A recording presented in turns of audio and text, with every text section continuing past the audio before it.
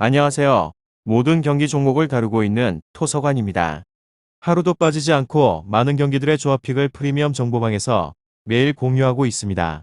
참여를 원하시는 분들은 영상 하단 댓글 보시면 오픈 채팅 링크 있으니 문의 주시길 바라며 구독과 좋아요 한 번씩 부탁드리겠습니다. 그럼 이번 경기 정보 시작하겠습니다. 한국 아이슬란드 축구와 관련하여서 한국은 월드컵 아시아 예선에서 통과를 눈앞에 두고 있으며 아이슬란드는 최근 경기의 주류에서 어느 정도 벗어났습니다. 한국은 1월 A매치 일정을 위한 전지훈련에 나서며 유럽이 한창 시즌을 치르고 있기에 자국 선수 위주로 나섰는데 해외파는 일본에서 뛰는 김승규만이 합류했습니다. 때문에 기존 대표팀의 틀을 이루던 손흥민과 황의조, 황희찬의 쓰리톱이 아닌 조규성과 김건희 등 새로 기회를 받는 선수들이 전방에 나설 것이며 중원에도 황인범과 정우영이 차출되지 않았기에 백승호와 원두재, 이동경 등이 주축입니다. 김민재가 빠진 중앙 수비에는 기존의 김영권, 권경원의 박지수와 정승현이 경합할 것입니다. 다음으로 아이슬란드 역시나 시구르드손과 요하네손, 핀보가손 등 주전급 베테랑 선수들이 모두 빠진 엔트리로 1월 평가전에 나섭니다. 하브리그에서 뛰는 선수들인 포르아르손과 트라우스타손 등이 나서긴 하지만 1군 전력의 70% 수준도 되지 않습니다. 팀을 이끄는 바다르손 감독도 이번 일정은 어린 선수들에게 기회를 준다는 표현을 썼습니다. 한국 아이슬란드 두 팀 모두 평가전에서 감독의 눈에 들기 위해서 선수들이 한 발 더 뛰며 골을 노리겠지만 정상적인 전력으로 보기는 어렵습니다. 저득점이 유력합니다.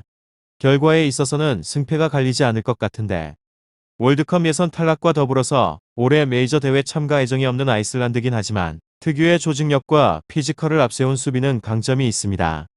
한국은 조규성과 조영욱 등 어린 선수들이 공격수로 선발됐는데 송민규와 이동준, 이동경만으로는 확실한 마무리를 기대하기 어렵습니다.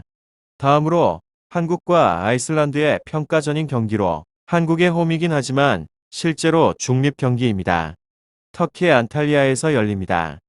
최근 월드컵 예선에서는 상당히 좋았지만 이 경기는 좀 다릅니다. 아이슬란드는 최근 흐름이 나쁘지 않고 유럽에서 다크호스로 강력한 공격력은 없고 테크닉이 좋지 않지만 워낙 큽니다. 세트피스가 좋고 수비에서 탄탄하게 뭉친 뒤 역습이나 세트피스에서 결정력이 있는 팀으로 게다가 한국은 손흥민이 없습니다. 황의조 등 유럽파가 대거 빠지며 그렇다면 유리할 게 없습니다. 단 아이슬란드도 주요 선수들은 빠지며 전체적을 저득점의 경기일 것 같습니다. 다음으로 손흥민과 황희찬이 빠진 가운데 원정 2연전을 치를 벤투호는 첫 평가전 상대로 아이슬란드를 꼽았습니다. 수비진에 비해서 중원과 공격 라인의 경험치가 크게 떨어진다는 지적 가운데 돌파구를 어떻게 만들지가 관건입니다. 한국 아이슬란드 축구 아이슬란드는 주전이 대거 빠진 실험적인 구성으로 스쿼드를 꾸렸습니다. 앞선 우간다와의 평가전에서 무승부를 거둔 바 있으며 보드바르손이 이번에도 최전방 공격을 책임질 것으로 보이지만 실질적인 힘을 보여줄지는 미지수입니다.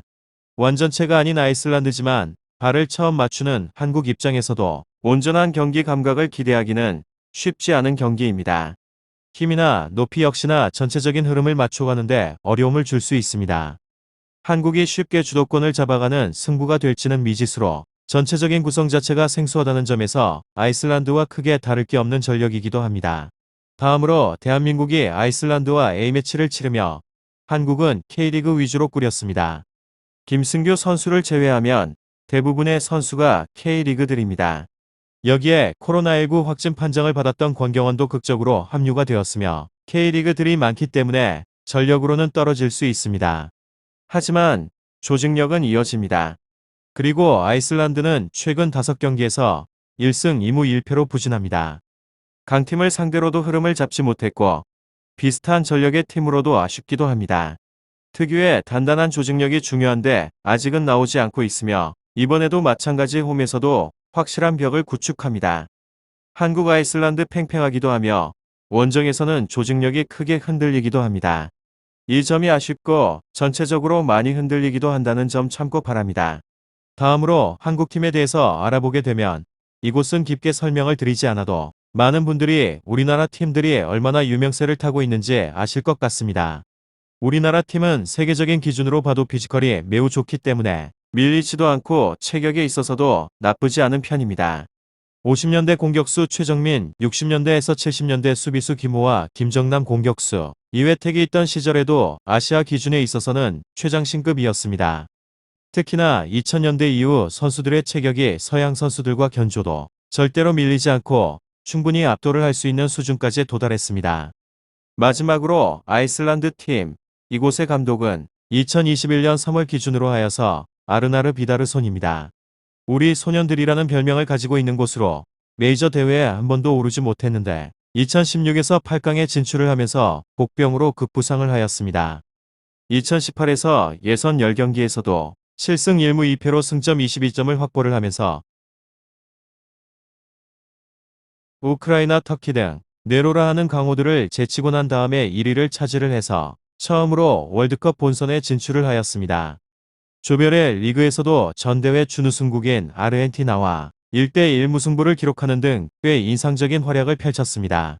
오늘은 한국 아이슬란드 축구에 대해서 알아보게 되었는데 더 궁금하신 사항에 대해서는 이야기를 통하여서 궁금증을 풀어보시길 바랍니다. 유익한 정보가 되셨다면 구독과 좋아요 한 번씩 부탁드립니다. 그리고 최종 조합과 정답치는 항상 프리미엄 정보방에서 항상 공유하고 있으니 참고해 주시고 이번 영상 마무리하겠습니다.